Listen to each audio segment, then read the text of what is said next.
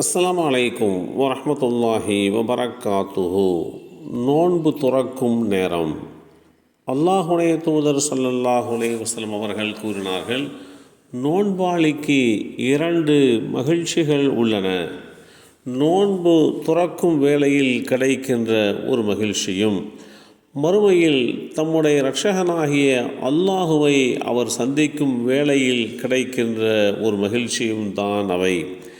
இந்த செய்தி அபூ ஹுரைரா ரலியல்லாஹு அன்ஹு அவர்கள் மூலமாக அறிவிக்கப்பட்டு ஸஹீஹுல் புகாரியிலே 7492 என்ற எண்ணிலே பதிவு செய்யப்பட்டிருக்கிறது.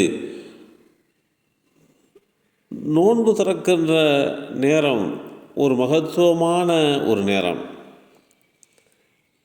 அந்த நேரம் ஒரு அடியார் தன்னுடைய தேவைகளை அல்லாஹ்விடத்திலே முறையிட்டால் அதற்கு அங்கீகாரம் வழங்கப்படுகிறது. நோன்பு துறக்க நோன்பாளிக்கு யார் உதவி புரிகிறாரோ அவருக்கு நோன்பாளி நோன்பு வைப்பதன் மூலமாக கிடைக்கும் நன்மையை போன்று நன்மை கிடைக்கும். அதே நேரத்தில் அந்த உதவியை பெற்றுக்கொண்டு நோன்பு வைத்தாரே, அந்த நோன்பாளிக்கு கிடைக்கும் நன்மையில் சிறிதும் குறைந்து விடாது. இந்த செய்தி ஸெய்த் பின் ஹாலித் ரலியல்லாஹு அன்ஹு அவர்கள் மூலமாக அறிவிக்கப்பட்டு இப்னு மாஜா என்ற நூலிலே 1746 என்ற எண்ணிலே பதிவு செய்யப்பட்டிருக்கிறது.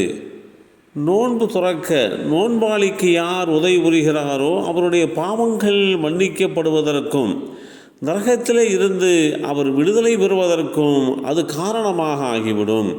ஒருவர் நோன்பாளிக்கு நோன்பு துறப்பதற்காக வேண்டி ஈத்தம் பழத்தையோ தண்ணீரையோ அல்லது அவர் உண்ணக்கூடிய உணவில் ஏதாவது ஒன்றை கொடுக்கிறார் என்று சொன்னால், அப்படி செய்யப்படுகின்ற அந்த உதவி யார் அதை செய்கிறார்களோ அவருடைய பாவங்கள் மன்னிக்கப்படுவதற்கு காரணமாக அமைந்து விடுகிறது என்று குறிப்பிட்ட போது, நபித்தோழர்கள், அல்லாஹுடைய தூதரே, எங்களில் அனைவரும் நோன்பாளிக்கு நோன்பு துறக்க உணவளிக்கும் வசதியானவர்களாக இல்லையே என்று தங்களுடைய இயலா தன்மையை குறித்து முறையிட்ட போது, அல்லாஹுடைய தூதர் ஸல்லல்லாஹு அலைஹி வஸல்லம் அவர்கள் ஒரு நோன்பாளிக்கு பேரிச்சம் பழம் அல்லது 1 மிடறு தண்ணீர் அல்லது 1 மிடறு பால் ஏதேனும் ஒன்றை கொண்டு வந்து நோன்பு துறக்க உதவினாலும் சரியே, அல்லாஹ் அவருக்கு இந்தளவு நன்மைகளை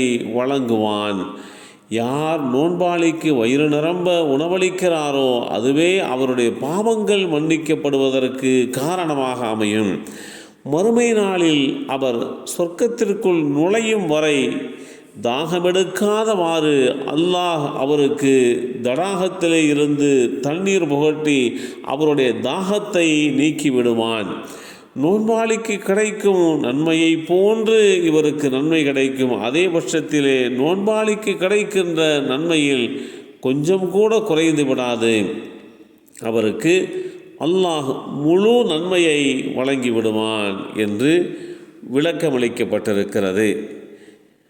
ஹம்மாது பின் சுலைமான் ரஹ்மத்துல்லாஹி அலைஹி அவர்கள் ரமலான் மாதத்திலே ஒவ்வொரு இரவிலேயும் சுமார் 50 நபர்கள் நோன்பு துறப்பதற்கு உண்டான ஏற்பாடுகளை செய்வார்கள்.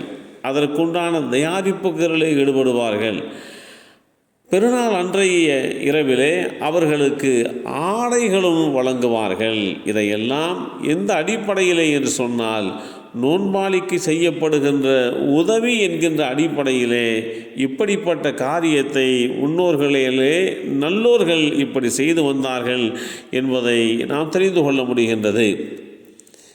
குடும்ப உறுப்பினர்கள், நண்பர்கள், அண்டை வீட்டார், ஏழை எளியோர் இவர்களில் உள்ள நோன்பாளிகள் நோன்பு திறப்பதற்கும் நம்மால் முடிந்த உணவுகளை சமைத்து கொடுத்து உதவினாலும் நமக்கு அதற்குண்டான நன்மைகள் கிடைக்கும்.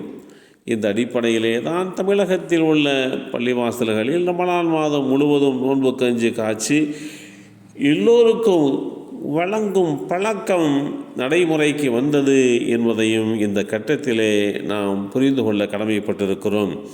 எல்லாம் வல்ல அல்லாஹு தஆலா நோன்பு திறக்கின்ற நேரத்தில் கிடைக்கின்ற அந்த பாக்கியங்களை முழுமையாக அடையக்கூடிய வாய்ப்பை நமக்கும் நம் சந்ததிகளுக்கும் அல்லாஹ் வழங்கி அருள் புரிவானாக. அஸ்ஸலாமு அலைக்கும் வரஹ்மத்துல்லாஹி வபரகாத்துஹு.